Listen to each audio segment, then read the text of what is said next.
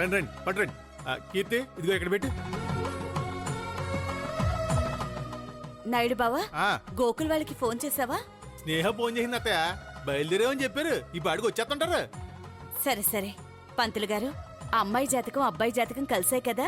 అవే చూస్తున్నానమ్మా, ఇంకాసేపట్లో వేసిస్తాను. ప్రేమించుకున్నారు, మనం అంగీకరించాం. ఇక జాతకాలతో పనే ఉందమ్మా.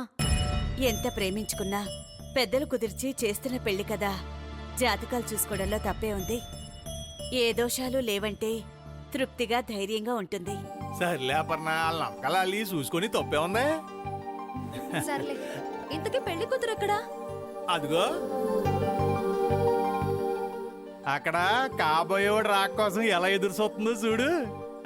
పద మాట్లాడదాం పద.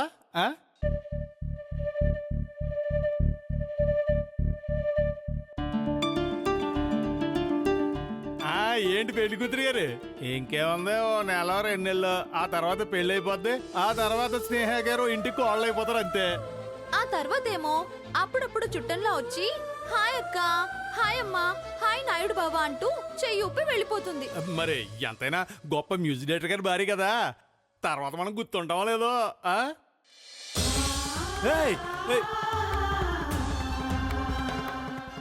ఏంటి స్నేహ ఇది? నేనెంత గొప్పదాన్నైనా, ఎంత గొప్ప స్థితిలో ఉన్నా నేనెప్పుడు నాయుడు బావ ముందు ఇలాగే ఉంటాను. నన్ను ఆశీర్వదించు నాయుడు బావా. సరే సరే.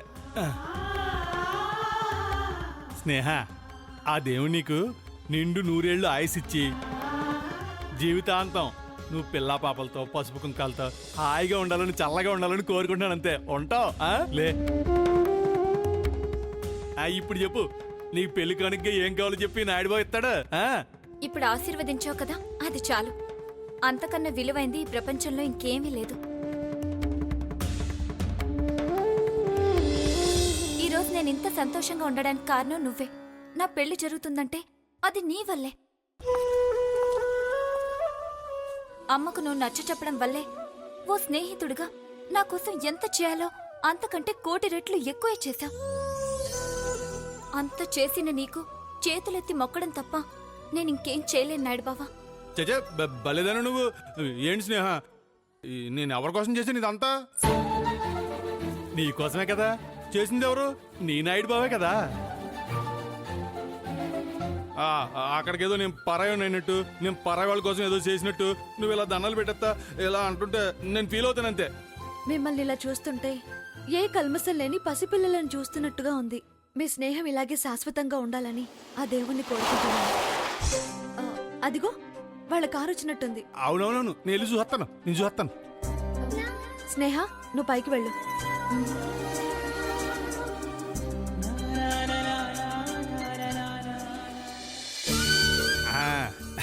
రండి రండి రండి. అత్తయ్య వచ్చారు. ఇదిగోండి, ఈవిడ రాజ్యలక్ష్మి గారు, స్నేహాల అమ్మగారు మా అత్తయ్య. నమస్కారం. ఈవిడ గోకులాల అమ్మగారు, ఆయనేమో గోకులాల నాన్నగారు. నమస్కారం. ఆవిడన్నారా, ఆవిడ గోకులాల అక్క. నమస్తే. నమస్తే. ఇంకా ఆవిడేమో ప్రొడ్యూసర్ ఉన్నారు కదా, వాళ్ళ అమ్మాయి లత. నమస్తే ఆంటీ. నమస్తే. కూర్చోండి. కూర్చోండి కూర్చోండి.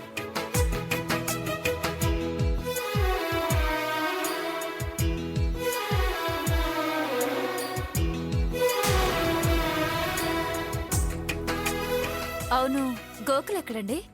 ఆడికి ఏదో ముఖ్యమైన పని ఉందని వెళ్ళాడమ్మా, అయిపోగానే వచ్చేస్తాడు. నిశ్చితార్థం రోజు పనేంటి? అబ్బాయి లేకుండా నిశ్చితార్థం ఎలా జరుగుతుంది? సర్లే అపర్ణది, ఆ తర్వాత మాట్లాడదాంలే. ముందు మిగతా విషయాలు మాట్లాడుకోవాలి కదా, అవి మాట్లాడుకోండి. నేను బయటికి వెళ్ళి వస్తాను. ఇప్పుడు వచ్చేస్తాను.